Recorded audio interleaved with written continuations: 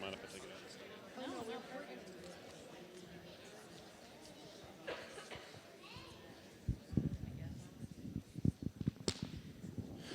All right, good evening, everyone. Thank you for coming to our open house here at Jackson High School. I'm Scott Crisp. I'm the principal of Jackson High School. In a moment, I'm going to introduce to you who's to my left. They'll be providing to you some information about college classes and AP and some other very important things from our counseling office. Before we get started with some detailed information, just a couple shout outs. We are actively looking for and recruiting parents to participate in our Bronc Backer Booster Club. If you are interested in being a member of Bronc Backers, which does a phenomenal job with all of our sports clubs and activities in terms of supplanting financially some needs they have, if you can sign up in the rotunda at the parent table, that would be great. I'm also looking for additional parents to join our high school parent leadership team, which works directly with our site-based team here to help form some decisions we make as a school.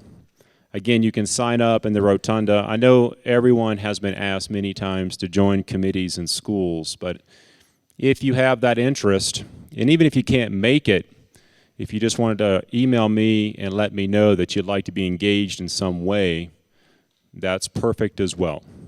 So again, our parent leadership team and also Bronc Backers, which is a really dedicated group of parents working on behalf of our students in Teton County School District. To my left is our school counseling office, and they're going to provide some very detailed information around two specific targeted things this evening around what we call concurrent enrollment classes, which are college credit classes, and also something called advanced placement classes. Now, whether you're a senior parent in here or a ninth grade parent, it's all relevant to you. It will be at some point if it's not currently. And it's important that we do a better job at the high school explaining what those options are to you. And so one of the purposes of tonight was not only to have you informally walk our halls and just informally talk to teachers, but also join us tonight in the auditorium to learn about some important information about concurrent enrollment and advanced placement. It's important we get clear on what those are and really how they impact your kids. Tavi Brandenburg, Stephanie Sloan, Susie Gaynor, and Emily Hoffer are our comprehensive 9-12 counseling department. You're going to hear from all of them tonight. I ask that you kind of listen to details in terms of how they describe important programming to you. Everybody's heard from me in this room, if not when your son or daughter entered the high school or currently in high school, we believe that every kid in our school should be challenged to their full potential. No matter what their background is, we believe that. And that's not just words to say in a school. We intentionally are purposeful about that. Part of those challenging programming options, and not all of them, but part of them, are very specific courses that some students choose to take. And you're going to hear about those tonight in terms of not only the academic preparation piece, but there's also some monetary preparation pieces that you should be aware of. So without any more comments from me, I'm going to turn it over to our counseling department. At the end of their presentation, we're going to shift into some additional information about something called Bring Your Own Device and something you've heard a lot about called Canvas. I'll be discussing those things as well before we close this evening. And then on your way out, just in case I don't forget, there's some ice cream in the rotunda. Many students have been waiting for that, and that was going to be held to the very end, so you had to stay for that. You're more than welcome to go out there and mingle and have some ice cream before you leave. Thank you.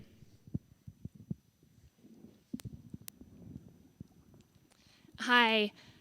My name is Emily Hoffer, and I am the newest face in our counseling department, and I wanted to take a minute to introduce myself. I was hired as Julie Stainer was retiring last year, and I'm in her office space right now.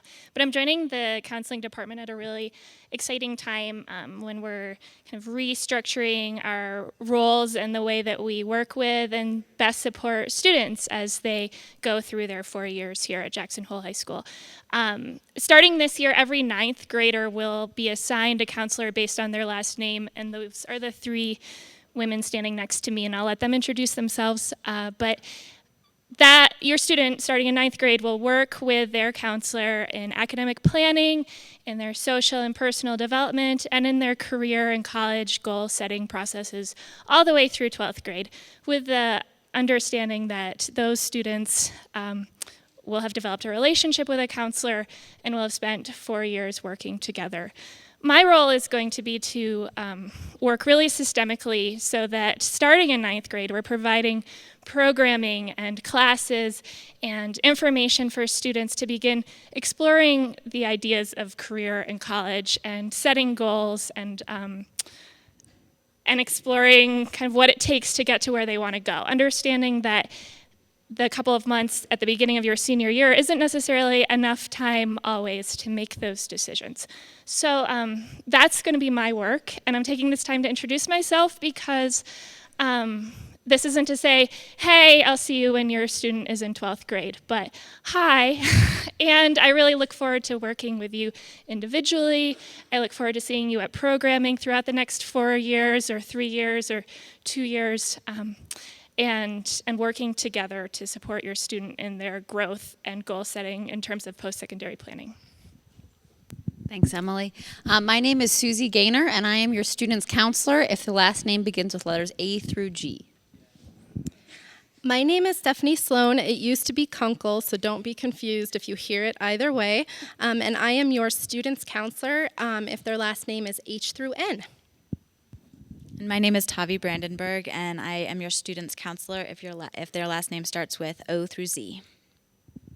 And we also have Lauren Leone, our registrar in the counseling department. She's not here with us tonight, but she's usually the first face that you see when you come through the office. And if any of us are not available, she can most likely answer your questions.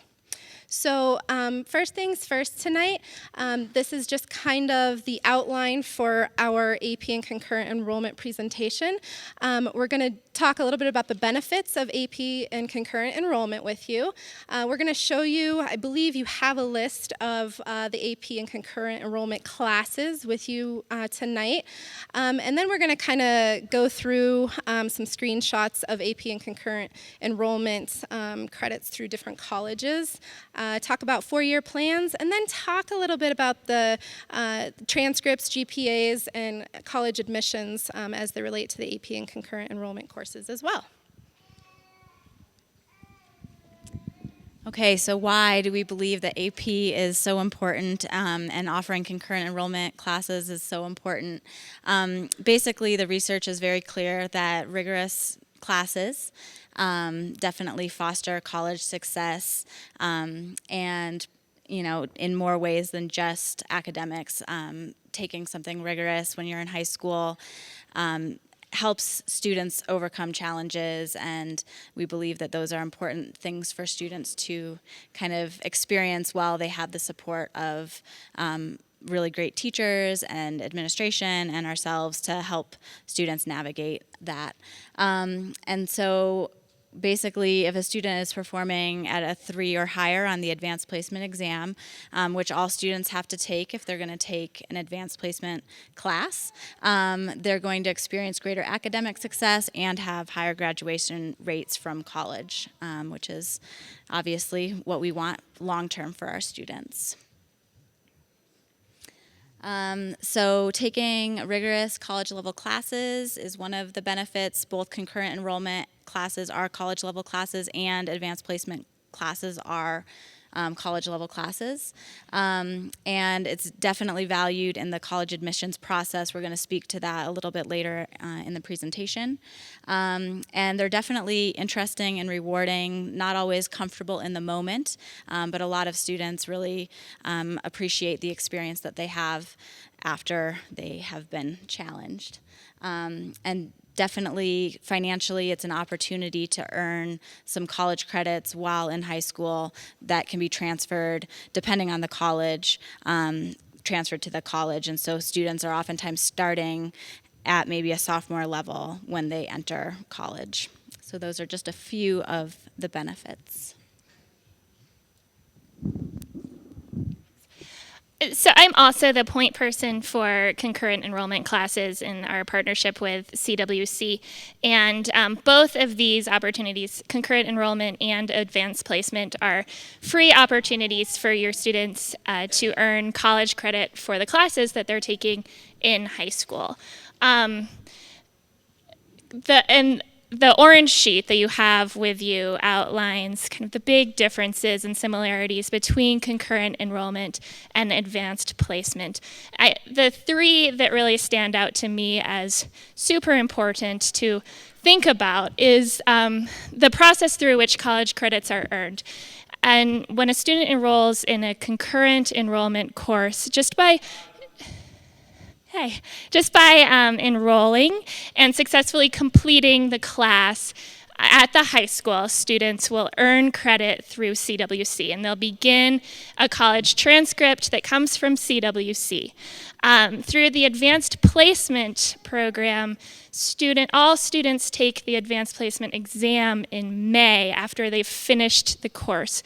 So just by enrolling in an advanced placement class doesn't necessarily guarantee college credit, but doing well enough on the exam in May is how students earn credit. And as Tavi said, those exams are scored on a scale of 1 to 5, and typically a 3 or higher will earn college credit. The other thing to think about when talking as a family about the differences between these two programs is transferability. CWC credits are accepted at public schools around Wyoming and at some state schools outside of our state. And that depends how the school accepts the credit, whether they'll accept it as credit for required courses or if it counts as elective credit later on. That varies from school to school, and that's a conversation to have with in each individual admissions department. Advanced placement credit is more widely transferable and more often accepted by private schools especially. In both cases, the student is responsible for requesting that the grades be submitted to their college. So either a CWC transcript needs to be requested or the AP exam scores need to be requested and sent to the college. When I've been going around and talking with all of the students in the past, yesterday and on Thursday, who are enrolled in CWC concurrent enrollment classes here at the high school. And my biggest takeaway in this whole presentation about concurrent enrollment classes is the importance of understanding that by enrolling, you're starting a college transcript. And that's great, and it's free credit, and that comes with a lot of perks. But for students who receive a D or an F in that concurrent enrollment class, that can have a negative impact on financial aid later on when they're applying to college. Like a college course, CWC concurrent enrollment classes have a drop deadline. So if a student looks at their grades and is receiving a D or an F or isn't really sure how it's all going to work out in November or early December, they can drop that concurrent enrollment piece. And the drop deadline for this year, for this semester, is December 12th. So We've passed out registration forms. There was also some in the rotunda. We'll have more if you're interested in signing up for concurrent enrollment classes.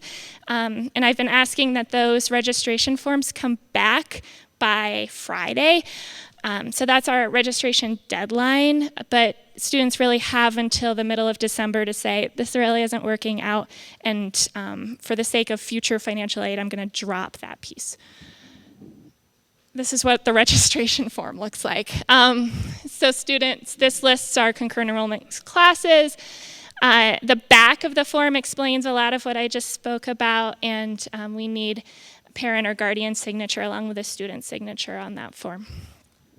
And I'm happy to answer other questions about enrollment afterwards. Okay, so how do you get college credit for these AP courses? So big important takeaways, what's in bold, that every single college or university has different cutoff scores for their AP tests and based on how they award credit. So the best thing to do always is to check with the individual college or university. Their websites usually are pretty accessible, but if you're confused at all, just call and ask. And it changes year to year, so it's always great to check. We're happy to help your students do this, but this is really as simple as visiting the college or university's website, and if you can't find that information handy, going and calling admissions. So just to give a few examples of what that looks like, at the University of Wyoming, which I hope all students apply to and get Hathaway dollars, it shows right on their admissions page what the score cutoffs are for each of the classes in order to award credit. And so some of them you'll see will say 3, 4, or 5. Some of them just say a 4 or something. You know, some of the classes have a cutoff of a 5 only. So it's always really important to check and compare different schools your students thinking about. So University of Oregon is an example as well, and I just like to highlight this one because some of their scores there were lower than University of Wyoming. So if you want to kind of inform what scores will be awarded credit, which won't, that might help inform college choices as well and looking at freshman year classes and placement. And again, this is sort of what this looks like. These are screenshots from all of these schools. But University of Denver has some different scores than Wyoming and Oregon, so always most important to check individual schools. All right, and we have a quote by Dr. Crisp that we love in the counseling department. So at Jackson Hole High School, we are all about identifying potential, not just already existing talent and ability. So we would like every single student to challenge themselves with their course load and take at least one AP class by the time they graduate. So it's not will they or won't they take AP, but which class will they take? So the next slide has some an example of a sort of a 4-year plan.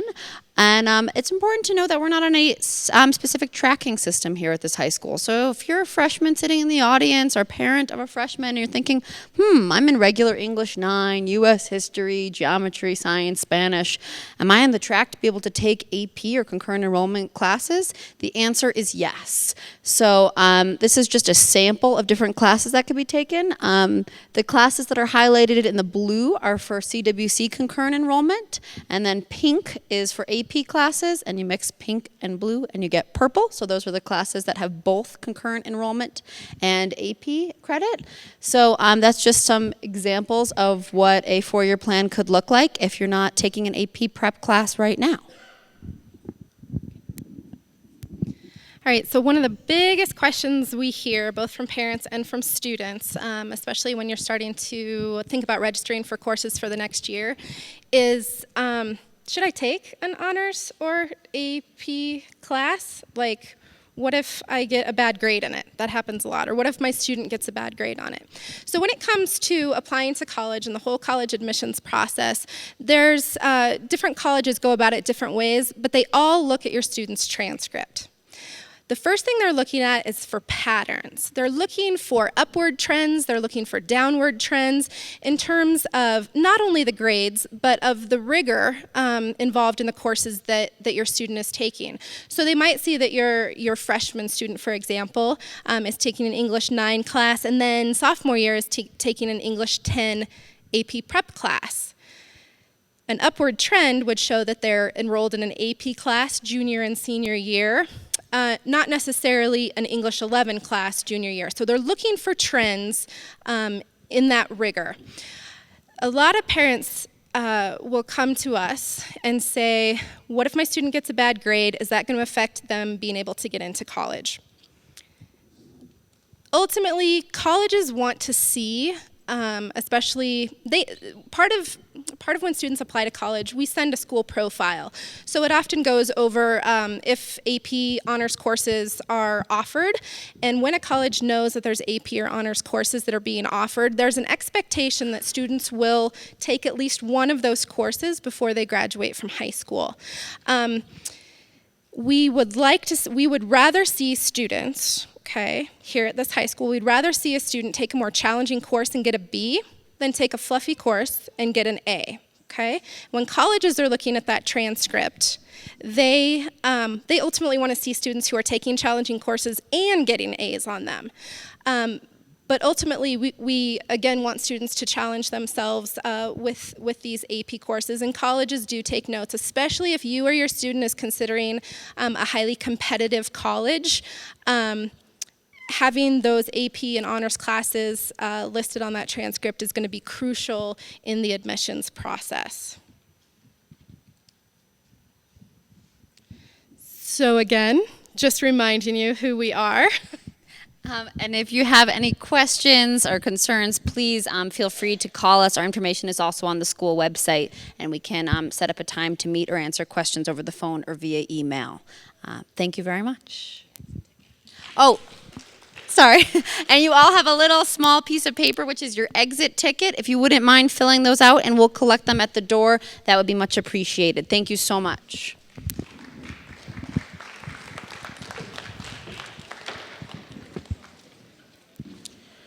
Okay, if we can get everyone just to stand up. Everyone stand up. Stand up, everyone. You'll stay with us the next 20 minutes if you stand up. Stretch out.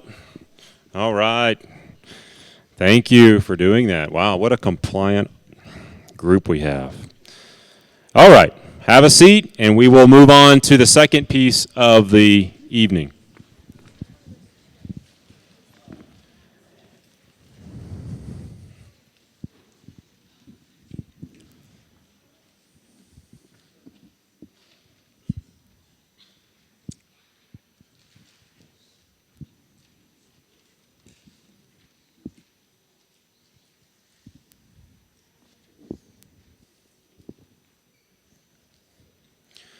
So what we're going to hear about now is really kind of a cultural change here at the high school in relationship to what's going on in the world. And it will impact every parent and every student in our building. So we just talked about AP and college credit and concurrent enrollment, and those are all very important. But there's other things in schools as well. And one of them is how we learn, where we learn in our school and outside of school. We are embarking at the high school on something that is nothing new. When you study schools, there are schools all around the country that have embarked on something called Bring Your Own Device, with a D. Bring your own device to school. And this is basically a policy that we're looking at creating at our site level and district level, but we're really just starting. Bring Your Own Device does a couple of things. It allows students to bring their own computer device to school. Many people, and we'll get the slide in a minute, many people in our school right now bring their own smartphone to school, just in case you didn't know that, parents. Just in case. We have a lot of smartphones in our school. We have a lot of smartphones in society. But devices are no different, whether it be a smartphone or a laptop or a tablet. What we are entering into is a school where we want students to use devices responsibly. That's part of our job in terms of educators. If you're going to bring a smartphone to school, use it for educational purposes or responsibly. If you're going to bring a laptop to school, use it responsibly. A tablet, an e-reader. You're starting to get the idea. Many school districts have rolled out a bring your own device policy and have done it too quick, and it catches them because they didn't spend enough time talking to parents about it, talking to staffs about it, talking to students about it before they hit the go button. We do want to hit the go button, but we've got a lot of work to do beforehand. One of our goals is to try to have an environment in our school where students can take out their own laptop to learn. Where if a student's in a classroom and it's the appropriate time, the teacher can cue students to go ahead and take out your computers to do maybe some more research or do some type of educational extension of learning based off what the classroom sets up. We are in that age now. In fact, we're probably post that age in terms of allowing students to do this. So it's not rocket science with bring your own device, but there's a lot of things that need to go into place before you say, okay, everyone, bring your own computers to school.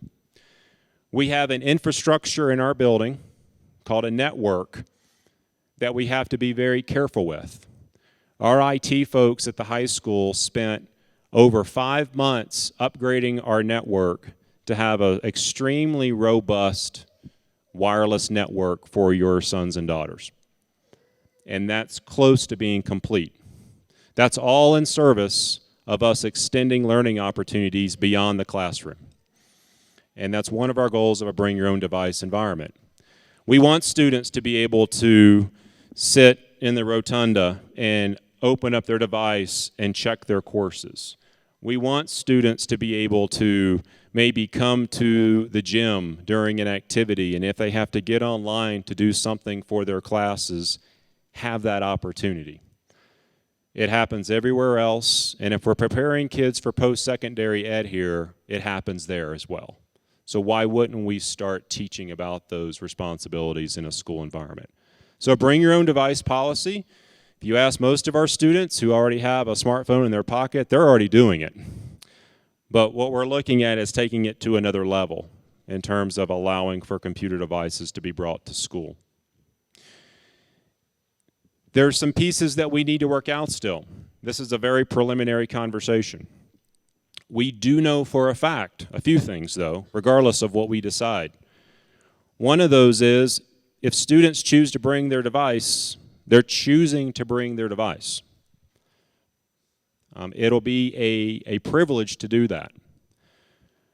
We also want parents to know that if they choose not to bring their device, they will not be at a disadvantage. We're a school environment where we're almost what they call a 2-to-1 school. In other words, for every 2 students, we have a computer. So if students choose not to bring their own device, that's fine. If students choose to bring their device when we're ready, that's fine. But if a student chooses to bring their device, they're choosing to bring their device to a place, just like if they chose to bring their device to a Starbucks. And just like if they chose to bring it to a Starbucks and dropped it and broke it, the same thing could happen here. And it's very important to think these things through before we hit the go button with your sons and daughters on allowing these devices to be brought. It's a choice a kid makes to bring their own computer systems. I have a daughter in the 6th grade. I'm considering it now, as she gets older. I don't know. But I do know that we want to at least give that choice, and we need to be there.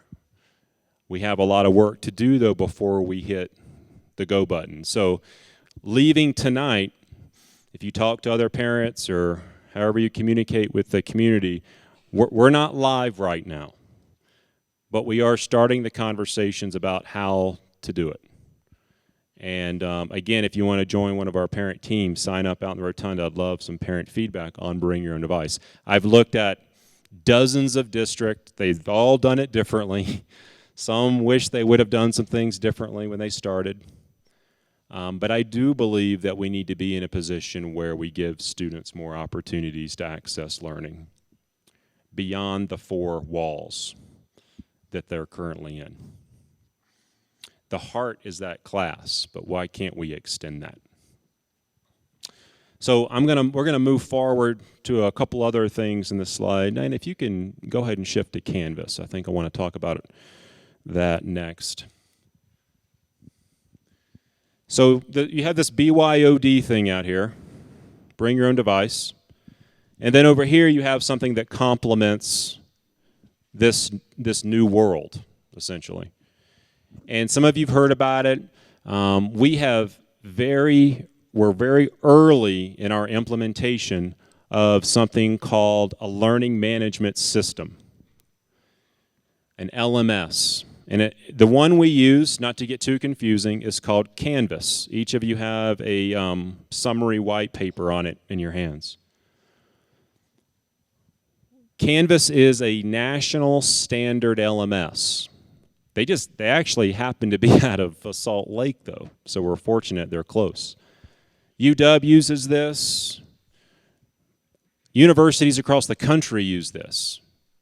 We've adopted it as a high school, and the middle school has some adoption. But we're charged this year with implementing an LMS, not just to do it, just to say we did it, but to give our faculty more tools to engage your kids, to let the kids engage in their classes in different ways, to have access to assignments in different ways, both in and out of the classroom. Go back to the BYOD thinking. With an LMS, basically, an instructor has the potential to create their course and give access in different ways to kids. An LMS does not replace a person or great teaching, and we got to be clear on that.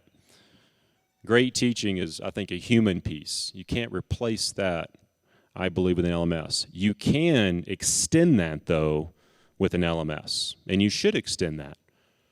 And that's one of the reasons we have this implementation of an LMS. Our teachers at the high school are getting used to the LMS, are trying it. These things do take time. I think today in some of your classrooms you saw some teachers who were live and rolling, and then some were like, what? So I think, and that's okay. That spectrum will exist for a little bit of time. But our staff is working their hardest to try to implement. Our goal this year is to have our staff to at least have one class fully on this LMS system. I mean, if you're a staff member and you teach 5 different classes, I think that's that's a lot. We want them to do it with quality as opposed to doing it real fast. And our staff are working hard on that. It will take time, though. So what does this mean to you as parents? So let's go into a couple slides here. And I want you to see some screenshots of what this is. Now, please don't go home tonight expecting to see all of your classes looking like this. Again, this will take time over the course of the year. People are working hard on this. When a student logs on, a student clearly sees kind of a to-do list in their classes. They see quizzes up and coming. They'll see some feedback, perhaps from a teacher who can give feedback on the fly using an LMS. The tools in this system are overwhelming, so we're focusing on a few, which I'm going to explain. You also have announcements. You know when assignments are coming, quizzes. We walked every student through a tutorial of this to start the year. So your sons and daughters have been through a little bit of a training already. All of them can set up their notifications on their smartphones or any device they choose to receive notification reminders of assignments daily, weekly, monthly. It's their choice. So it's in their hands. But we want to give them that option. That's just one of the tools of this system. So this is another screenshot. So when a student logs on and they go to a class, they go to their calendar, this is what a calendar can look like. So basically, you see different classes on the right, different colors. When an assignment is loaded in Canvas, it'll pop up and be populated in a calendar. So the student can see their assignments in one place, organized by the class. And the student can click on any assignment, and it actually can link to video, audio, documents, Google Docs, any third-party app the teacher chooses to use, all through one site. So you remember, it wasn't too far, it was probably maybe right now still going on, but when you have to go to 10 different sites to find class assignments and 10 different blogs, and you're trying to find, all through one area now is our goal. So again, from a student lens, we're trying to give students some power in understanding what's happening in a consolidated one area approach. On the right, well, actually, yeah, so this is the parent piece that's important. So from a parent lens, you can create an account on Canvas. Okay, and it's basically, this is what it looks like. And you have the handout in your hands as well. It's going to prompt you, when you go to our Canvas homepage, it's going to prompt you up here, parent account. You click that. It'll be a little gray area, and it's going to ask you to put in some information. It's very quick. You will need to know your student's username password. You can get that out of them somehow. Just get it out of them. You put it in, you hit submit, and you have a parent account. Let's say you have multiple kids in the district. It'll prompt you for that, and it's going to be an easy access for you to see all of their Canvas portals in one spot. So that it's going to find your name in our information system and prompt you to have easy access to all of your children, as opposed to doing this 10 times. You do it once. Okay? So from a parent lens, it's important to know to complete this step, because so far, again, early adoption, we've had a few folks just use their kids' stuff and look at it and see what's going on.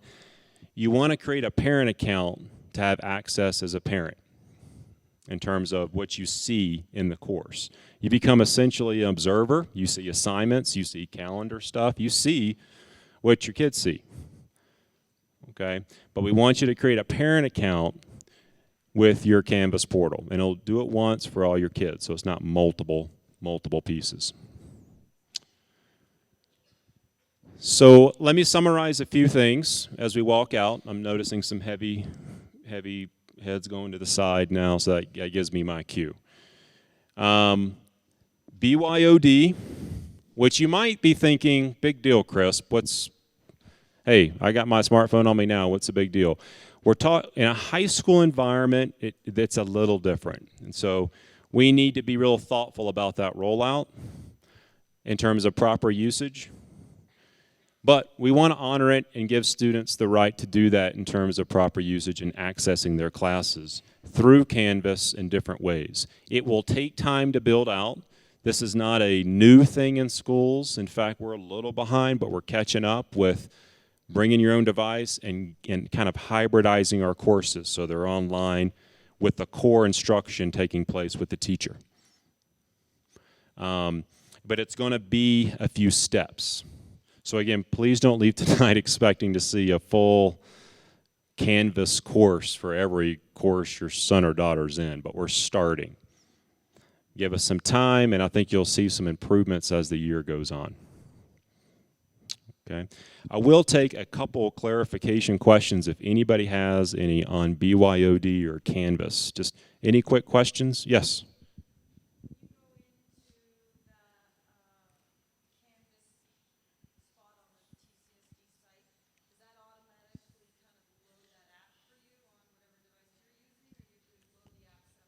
So the question was, is there an app?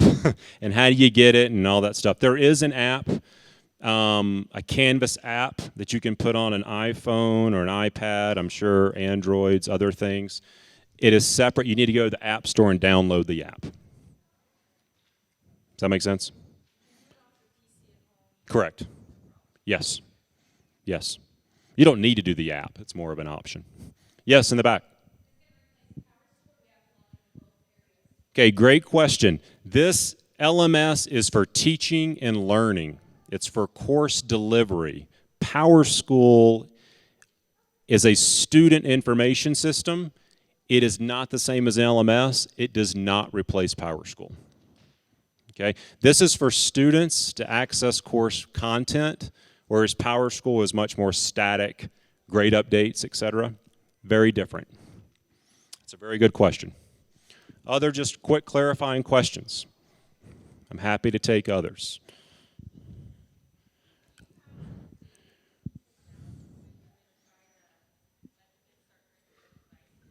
Okay, the question was, what's the date for BYOD? We don't have a date, but I'm anticipating sometime in maybe early November. But I'll send out that information to everybody, just for clarity. That's a good question. Okay, guys, thank you very much for coming tonight. We appreciate your time.